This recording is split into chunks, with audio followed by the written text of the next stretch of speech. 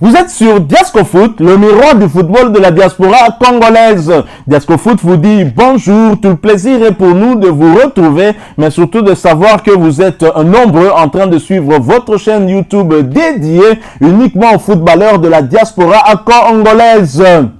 Time is up, c'est l'heure de partager avec vous quelques informations que nous avons pu récolter pour vous, des informations concernant la tanière des léopards de la République démocratique du Congo, les léopards qui affrontent ce soir sous le coup de 23h heure de Kinshasa les Mourabitoun mauritaniens dans le cadre de la 4e journée des éliminatoires de la CAN Côte d'Ivoire 2023.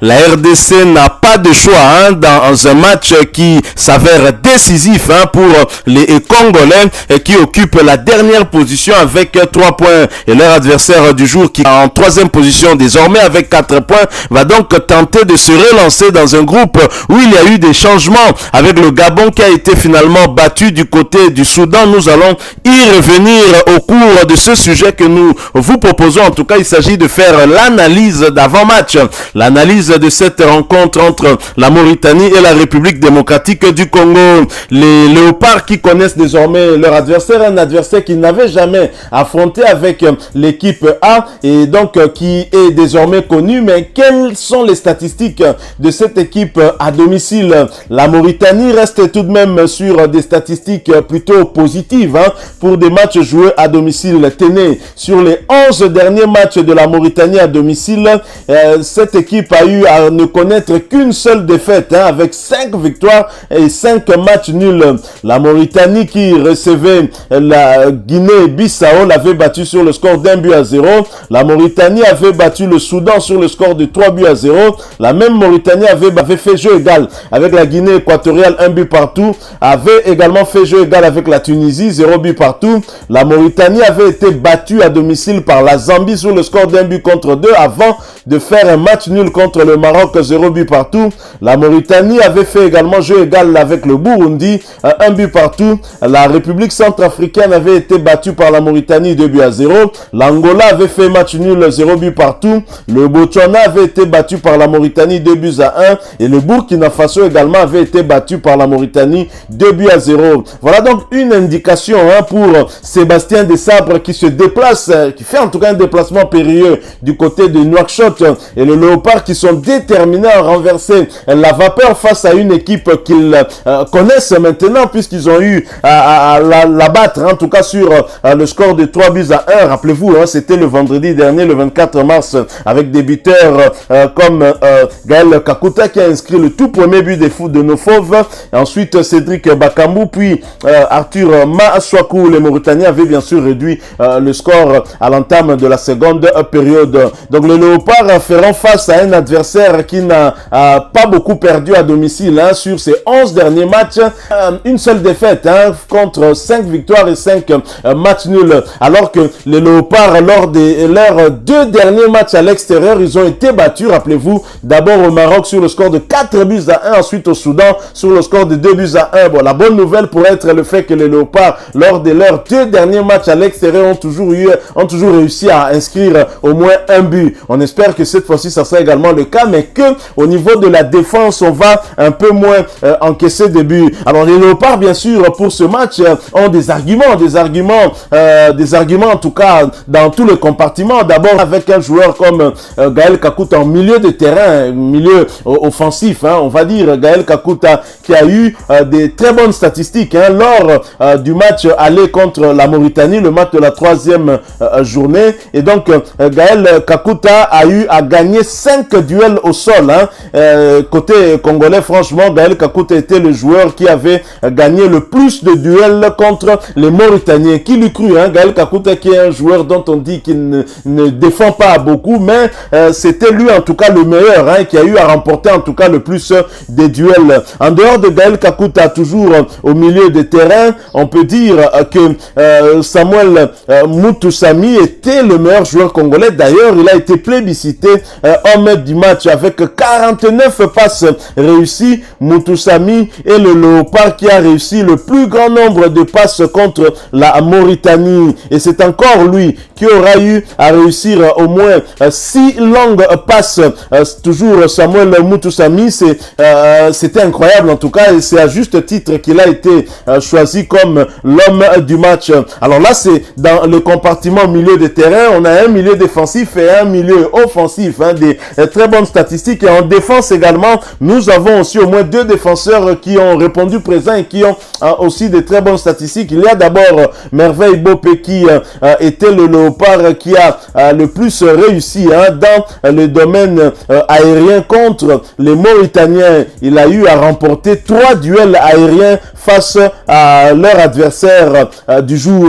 Il y a également Arthur Maswaku, en dehors du but qu'il avait eu à inscrire, il avait eu à toucher au moins 86 ballons. Arthur Maswaku est donc le léopard ayant touché le plus grand nombre de ballons face aux Mauritaniens, et c'est ainsi qu'il a même réussi à inscrire un but, c'était le but du break, alors que la République démocratique du Congo était un tout petit peu malmenée. Les Mauritaniens, malgré leur infériorité numérique et surtout fort de leur réduction du score, ils tentaient en tout cas de revenir à la marque, mais c'était sans compter avec ce tir fumant d'Arthur Maswaku qui a réussi à tromper le très bon gardien mauritanien qui avait réalisé 2 clean sheets lors des 2 premières journées. Lors de la première journée d'abord en Mauritanie face au Soudan, victoire 3-0. Ensuite, lors du match nul contre le Gabon à Franceville, c'était un match qui s'était soldé sur un score nul et vierge. Et donc, Arthur Maswaku était très clairement le meilleur Congolais aussi, surtout dans ce compartiment défense. Et là, donc réussi à toucher au moins 86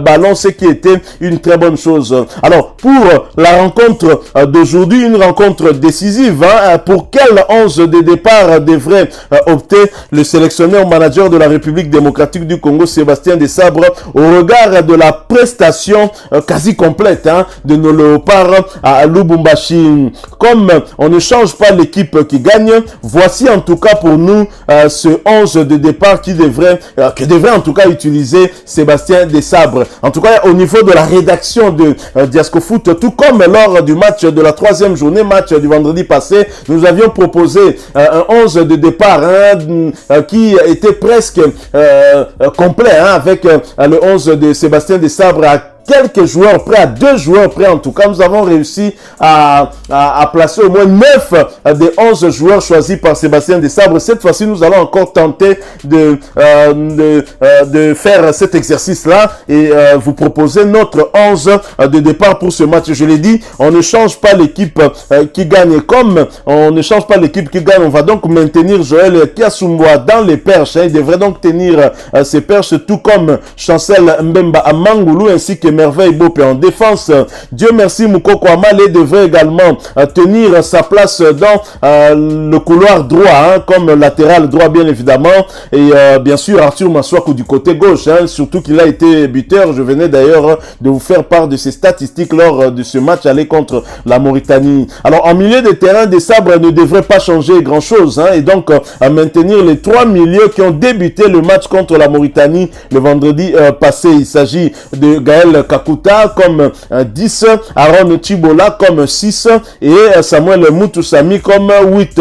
En attaque, il devrait y avoir peut-être un changement, en tout cas selon nous, on verra si Sébastien Desabre jugera nécessaire de maintenir Elia Meshak, mais en ce qui nous concerne, nous pensons que Silas Katompanvupa, qui avait eu à terminer le match contre la Mauritanie ici et qui était très bon du côté droit, pourrait en tout cas prendre la place de Meshak Elia, quitte à le faire entrer en seconde période pour apporter un souffle nouveau. Et donc on devrait maintenir comme avant-centre Cédric Bakambu et du côté gauche en attaque Yohan Wissa, même s'il était un tout petit peu nonchalant lors du match aller, mais il faut pas oublier, c'est quand même lui qui avait donné la passe sur l'ouverture du score de Gaël Kakuta, et je crois fermement que Yohan Wissa fera un très grand match ce soir du côté de Nouakchott.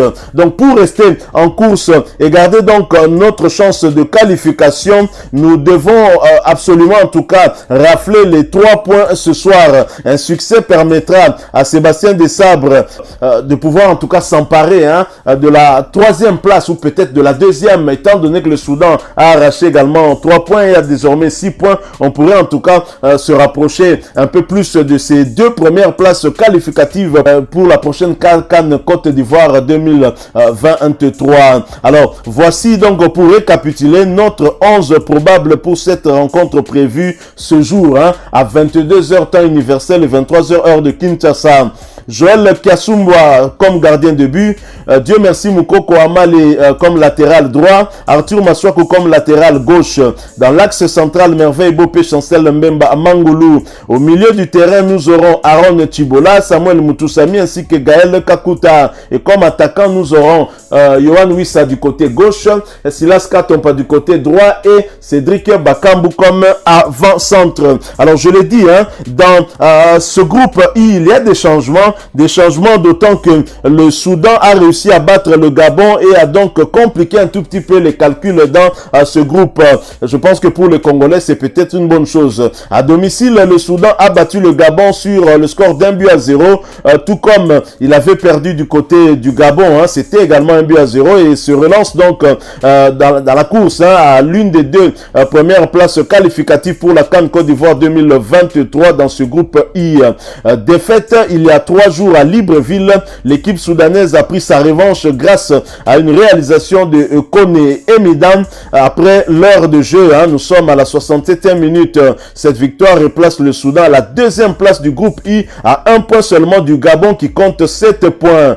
La RDC doit impérativement s'imposer pour rattraper les crocodiles du Nil soudanais qui se sont imposés face aux Panthères du Gabon, et cela avant le déplacement périlleux du côté de Franceville au Gabon le 12 juin prochain pour le match de la 5e journée. Si la République démocratique du Congo veut en tout cas garder toutes ses chances de qualification dans ce groupe et ainsi avoir son destin en main, nous devrions en tout cas nous imposer ce soir. C'est vrai que ça ne sera pas du tout facile.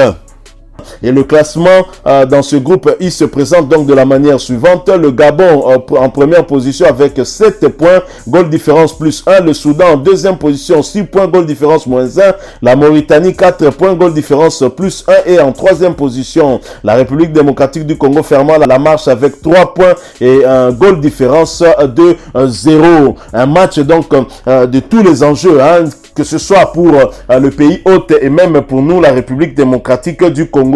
Alors bien sûr, partagez avec nous quel est votre 11 de départ probable qui pourrait être le plus efficace pour permettre à nos léopards d'arracher les 3 points dans un match qui sera compliqué face à une équipe qui n'aura perdu qu'une seule fois lors de ses 11 derniers matchs à domicile et qui aura réussi à remporter 5 victoires et faire 5 matchs nuls. Le bilan est donc largement positif pour les Mauritaniens à domicile. Et donc, dites-nous quel est pour vous votre 11 de départ et ensuite nous pourrons pourquoi pas continuer le débat avant que cette rencontre ne puisse débuter, bien sûr, en commentaire.